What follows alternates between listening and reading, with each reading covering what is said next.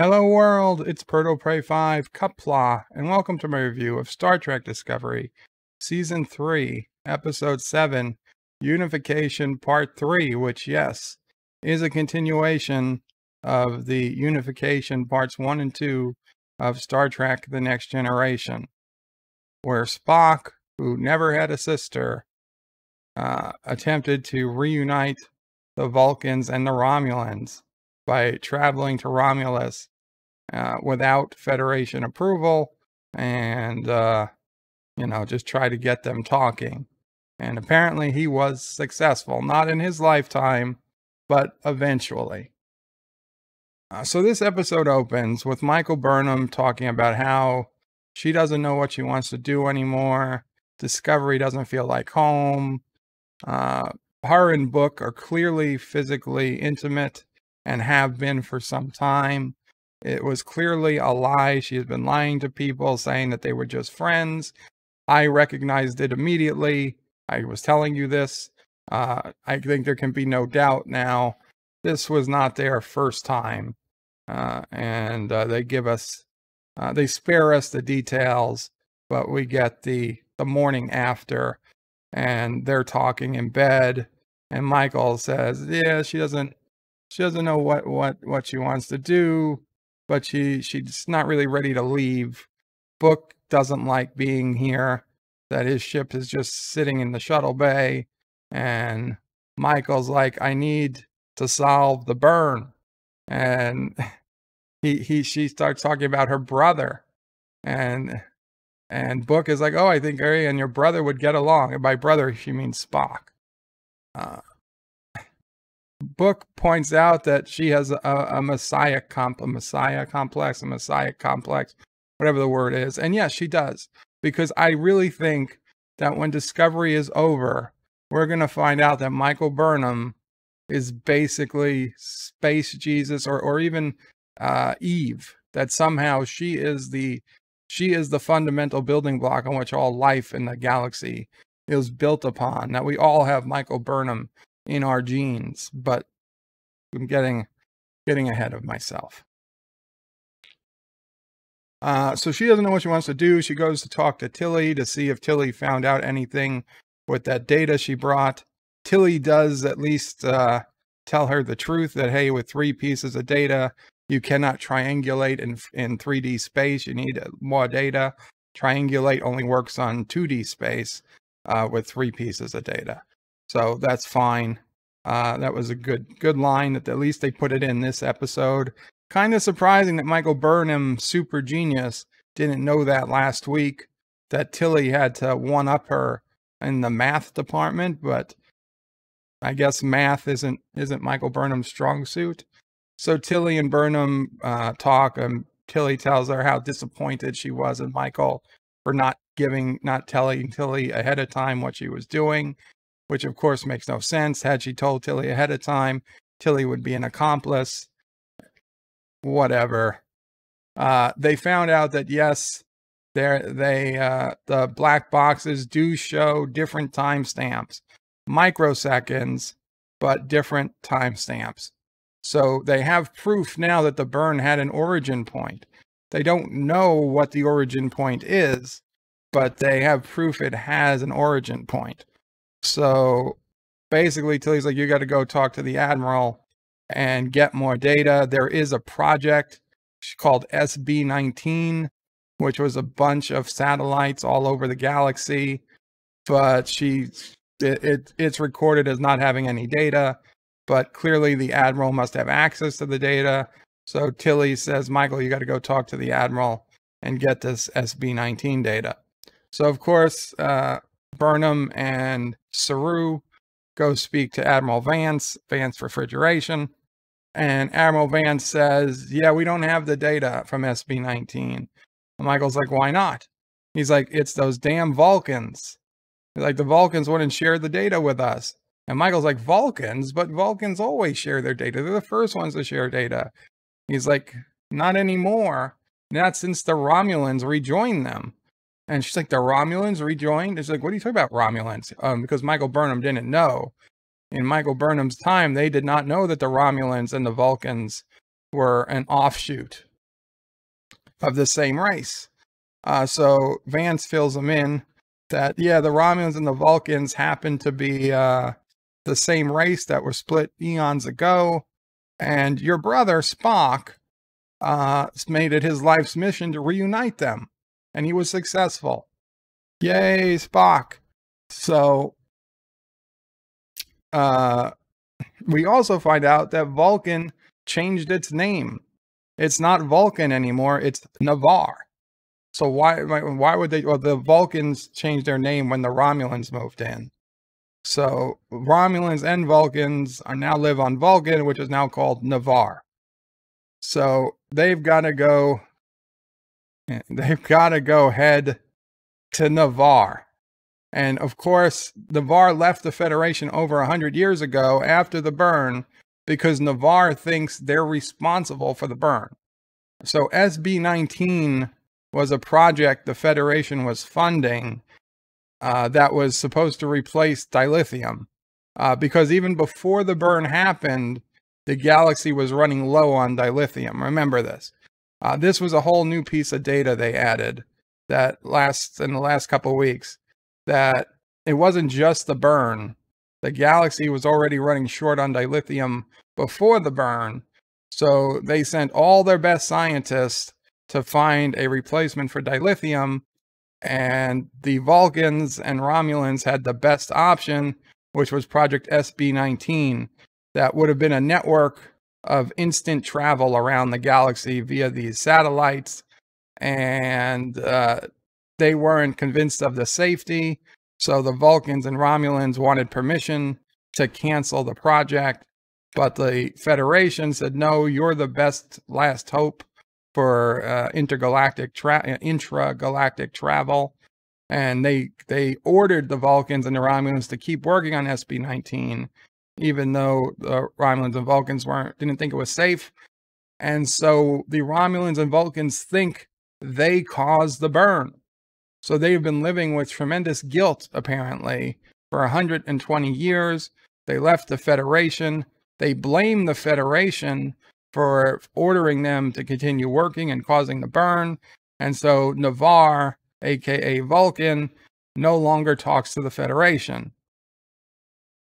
But Michael Burnham, Spock's sister, she's the only one. This is his exact words. The Admiral Vance's words. You're the only one in the galaxy who can open up.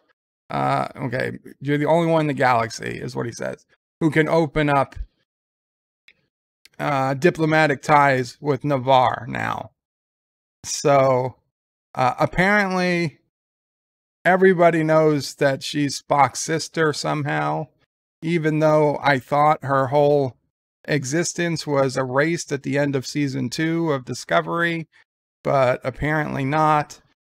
You could believe that her existence was erased at the end of season 2 of Discovery because they were ordered to forget everything they knew about Discovery, and that would make sense as to why Spock, nor Picard, nor Sarek, nor anyone who ever mind melded with Spock knew anything, or Sarek knew anything about Michael Burnham.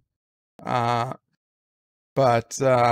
yeah, so they've gone back on that. So apparently in the future, it's well known that Spock had a sister, and it's Michael Burnham.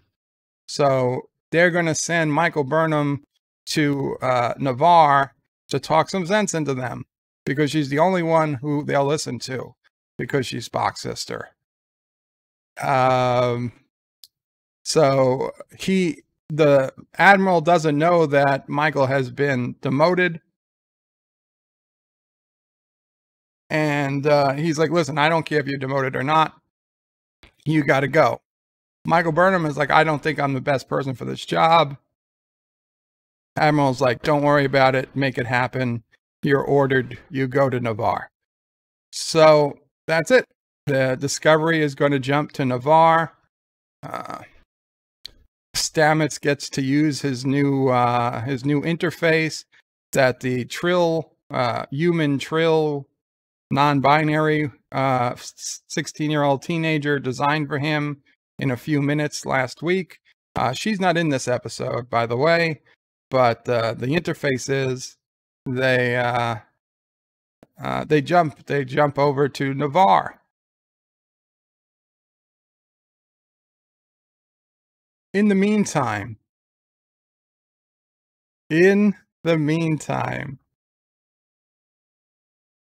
Saru needs a new first officer. We've got 87 people on the ship by my count. That was 88 that originally went to the future. 1 died. 87 minus Saru, 86 minus Michael, 85 minus Georgiou, 84. But then add on Trill Girl, 86. So 86 people on the ship. Oh, Spock is here. Spock is here. I called it. Michael Burnham is finally looking up what Spock did. For the whole year, Michael Burnham didn't look up Spock. He didn't look up what her brother amounted to. So we get a hologram of Spock from Unification Part 3, I believe. And we got Spock's voice. So I think I was dead on balls accurate when I called it. Spock was going to appear in Star Trek Discovery, Unification III, and he absolutely just did. Granted, he was a hologram. I thought he would be in person, but we got him as a hologram, so I'll give myself partial credit. Yeah, so Michael's saying she never gave herself permission to look back at her brother. And of course, Booker's like, oh, you're a whole family of overachievers. Of course he is. And earlier, Booker says, yeah, Michael, he loves her Messiah complex. And yes, Michael Burnham is going to be Space Jesus. We already know that. It's a joke, but it's a joke we knew.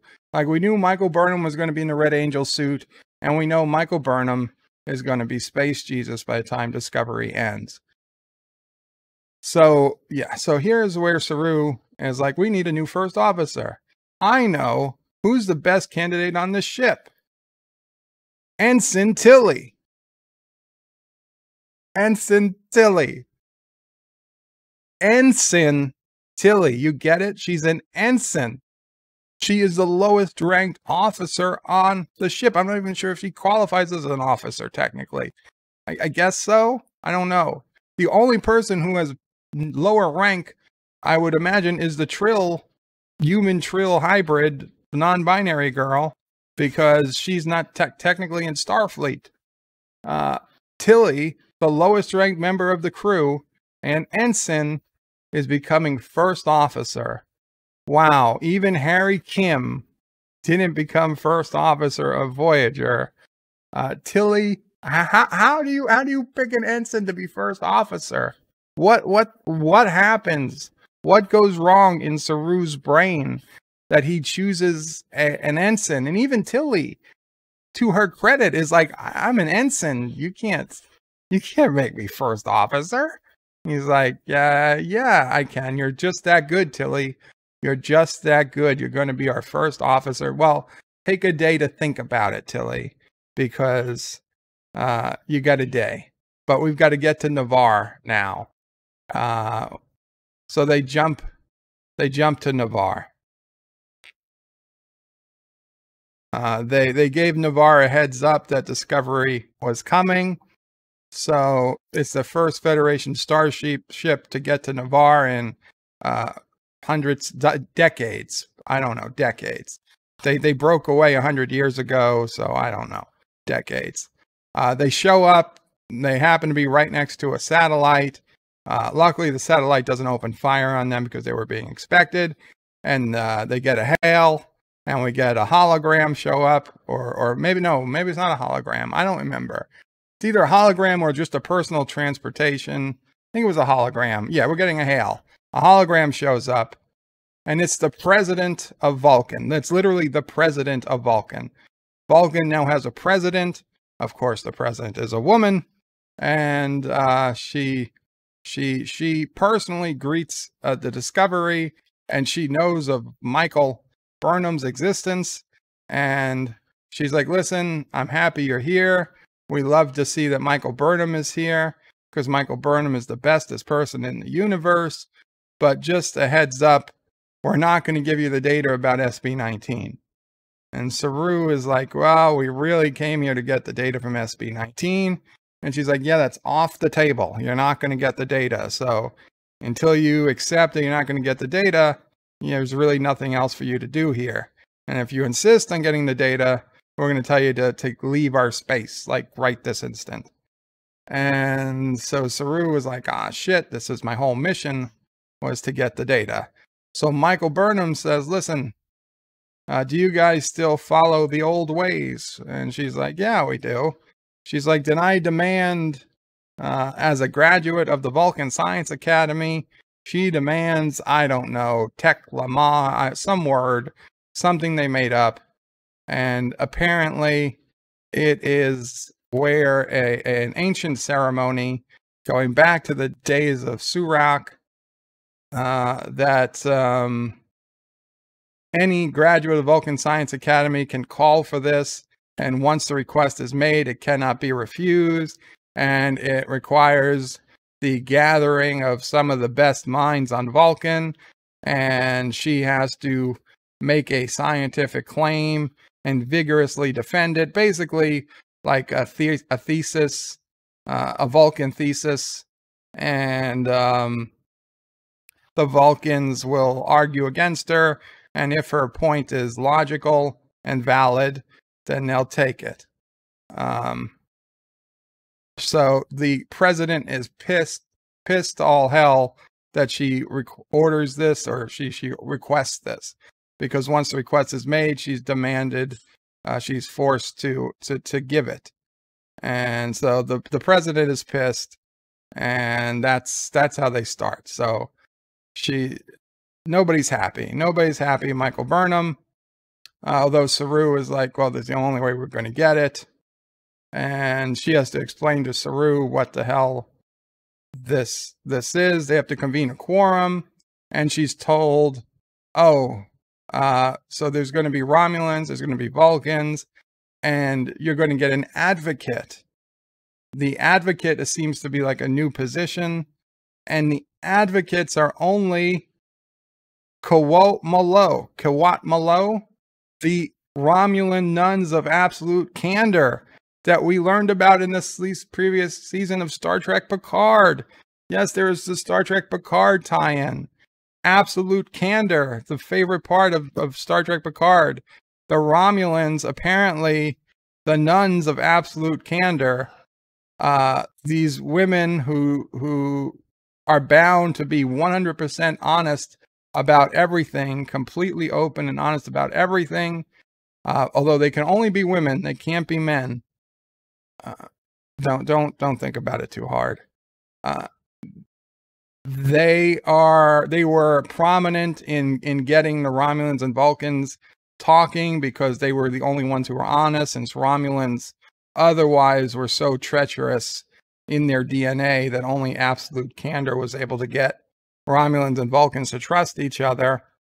So she's going to get assigned an advocate who is a nun of absolute candor. And so that person beams up. It's a woman, obviously, because it has to be. And she takes off her veil. And it's Michael Burnham's mother. It's Michael Burnham's mother. What a small galaxy.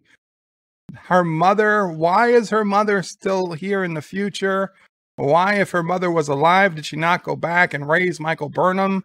Why did she allow Michael Burnham to become an orphan? Why did she stop time traveling in the future? Speaking of which, I thought the fact that Discovery was time travelers, they were trying to hide. Apparently not, because they told the Vulcans right away that they were time travelers, and that there's like, well, we had to tell the Vulcans because that was the only way they believe you were Spock's sister.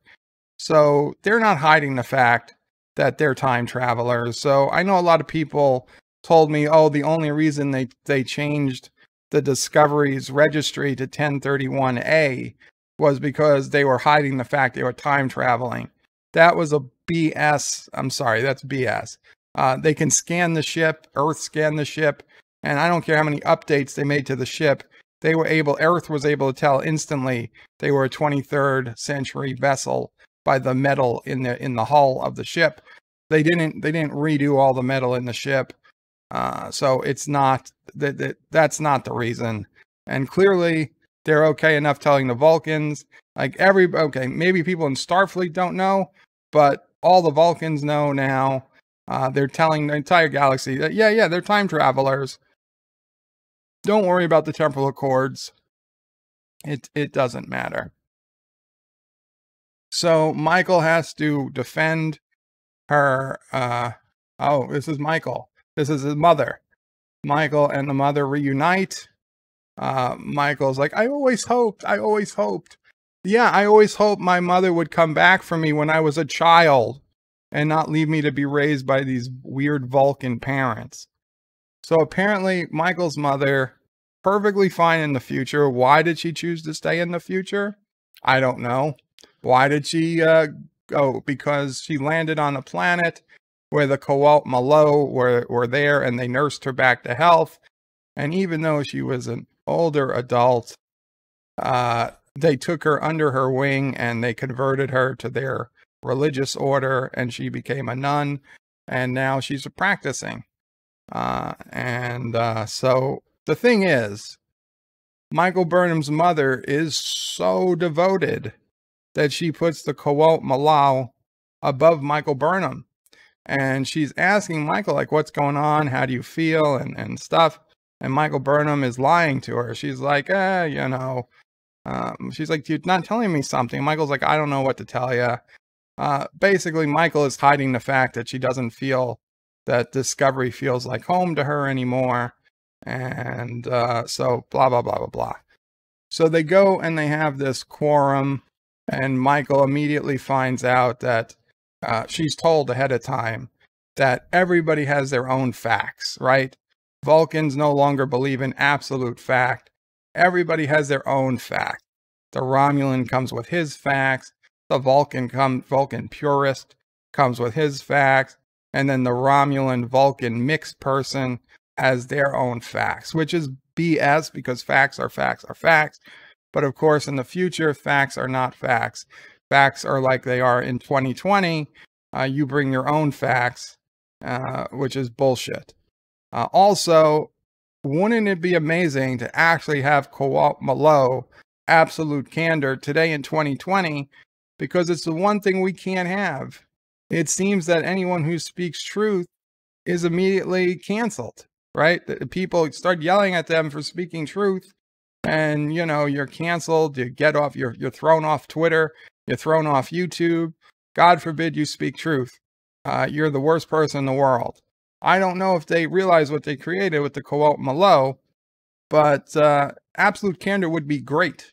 Okay, it would be great if we had absolute candor today. We don't. Maybe it's something to look forward to. I don't know. So Michael does this defense of her, well, whatever it is. She calls this, and she wants the data to SB19. And immediately the Vulcan purist is like, no, we don't trust you. And the main thing is they don't trust her because she represents the Federation. They don't trust the Federation. And basically, they're saying they know they have proof they caused the burn.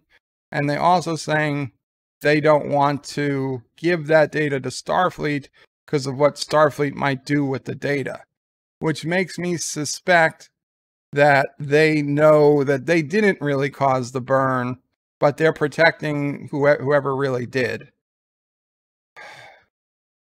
So, okay, these are the three Vulcans on the, Vulcans and Romulans that are on the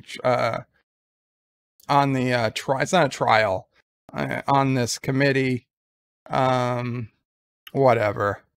She thinks if she appeals to the Vulcan purists, she'll respond to logic. And the mother's like, you got a lot to learn about the future, And here's the problem.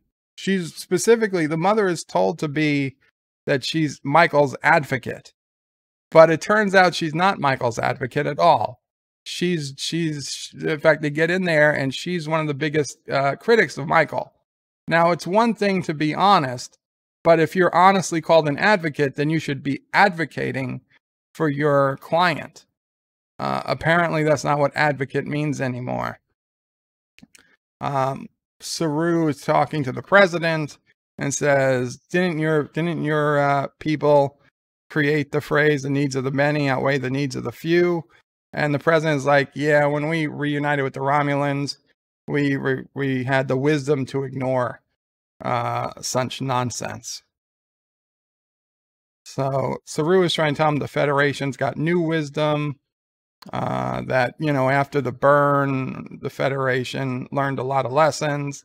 And it's Saru and the President of Vulcan clearly bond. So long story short, Michael Burnham goes, fights, and she causes a split. The Romulans say they're going to give the data regardless of what the Vulcans say. And it looks like the Vulcans and Romulans are going to split, and it's all going to be all Michael Burnham's fault. But instead, Michael Burnham bangs the metal thing, and she says, you know what? I withdraw my request. I'm not going to be responsible for undoing what my brother did and reuniting and all this stuff. So I officially withdraw my request. Don't tell me about the burn. So the president's happy. Everybody's happy. And of course, the mother comes and like, yay, you finally did what you're supposed to do. And here's the data. The president of Vulcan trusts you with the data. So here's the data you wanted all along. And basically, we got to wait till next week to find out what the data actually says. We don't know. We know they find the origin of the burn next week. They head over to it. It's going to be another battle. There's going to be fighting. There's going to be shooting. Obviously, it's going to be difficult. We don't have a hell of a lot of details as to what's going to happen next week. In the meantime, Tilly has been thinking about taking the job, and she, in private, in the Spore Drive hub, tells Stamets, she's like, so Saru asked me to be first officer. And Stamets is like, really, you? Because like then you'd be my superior officer? And Tilly's like, yeah, it's weird, right? And Stamets like, yeah, it's a bit weird. And he's like, and they get interrupted. So then a little later in the episode, Tilly comes into engineering, and there's like all of her friends, which includes most of the bridge crew, Reese and Owo and Dietmar and Stamets and all the other random people whose names we have no idea what they are. They're all standing there at attention, and they all walk, and Tilly walks in, and she looks at Stamets like, you told them? She's like, I didn't tell you to tell that you could tell them. And they're all telling Tilly, say yes, Tilly, say yes, Tilly, one by one. They all tell Tilly to say yes. And they all talk about how great it would be to take orders from Tilly. Each one of these people, higher ranked than Tilly, each one of these people put many, many years probably into their Starfleet career. Every one of these people passed over by Saru, and every one of these people tell Tilly to go ahead and take the job as first officer, acting first officer, interim first officer, because they would love to take orders from Tilly. It would be sickening if it wasn't just so ridiculous. First officer Tilly? I mean, this First Officer Tilly, Michael finds her mom as a Romulan nun living on Vulcan, which is now Nakar. It's one of the most ridiculous episodes I've ever seen. Spock is in this episode as a hologram. Book and Michael, we get confirmed their relationship. At the end of the episode, basically Michael's mother kind of forces her to finally be honest, and Michael's honest epiphany moment is that she doesn't know where she belongs. But after she has that epiphany moment, she realizes she belongs on Discovery. So the tease we got that Michael was going to leave Discovery and head off with Book on her own space adventures, that I kind of hoped and, prayed that, hey, that might make for a good show. Not going to happen. Michael has reaffirmed she's going to stay on Discovery as science officer. And then she hears the good news from Tilly that Tilly's going to be the new first officer. And she can't wait till Tilly orders her to decode the data and find out where the burn happened. That's basically it. The episode ends. We have First Officer Tilly. Saru and the Vulcan president agree to talk in time to continue and hope to bring Navarre back into the Federation, perhaps someday. The ridiculousness that, all of them, Spock is such a revered name. And the fact that all these Vulcans knew Spock had a sister. Oh, and then the most gut-wrenching line of this episode is, I believe it was Michael's mother said it, that I think it was the mother or the president, one of them says it, that Spock was only the man he was because he had a sister like you. So we knew this was what was being done from the beginning. The entire purpose of Michael Burnham was to bring down the character of Spock. Hello, sister. Good morning. I see you're feeling a little better. Oh, you're feeling worse. NephewOPrey is throwing Kit Kats at me. Ow, that one hurt. I think that's her telling me I need to cut this off short because NephewOPrey needs to go back to sleep. And yeah, I think with that we'll end it here. We knew what Michael Burnham was from the very beginning. She was Spock is too popular a character. We've got to make her the woman behind Spock. And so even though Spock lived hundreds of years after Michael Burnham, it was all because of Michael that he became as great a person as he was. It's all because of Michael Burnham. Nothing to do, and we know that his whole relationship with Kirk and McCoy and everybody else was all because of Michael. So that's it. This is a relatively short one because they go to Vulcan, Navarre, they get the data, and then they have to figure out where the burn happened. Not a hell of a lot. No Georgiou in this episode at all. No half Trill or whatever human Trill in this episode at all. No Janet Reno in this episode. Janet Reno, whatever. I even forget what her real name is. Janet Reno. Jet Reno. No Jet Reno in this episode at all. And a lot of other characters literally make a 2-second appearance. Whatever. This is where we are. Honestly, episode 7, Unification III, quite a letdown. And even Saru, who previously was one of the smartest characters on the show, shows incredibly questionable judgment to appoint an ensign as first officer. That said, the episode to watch, it went pretty quick. It was kind of weird to hear all this stuff. I hated hearing what it did to Spock.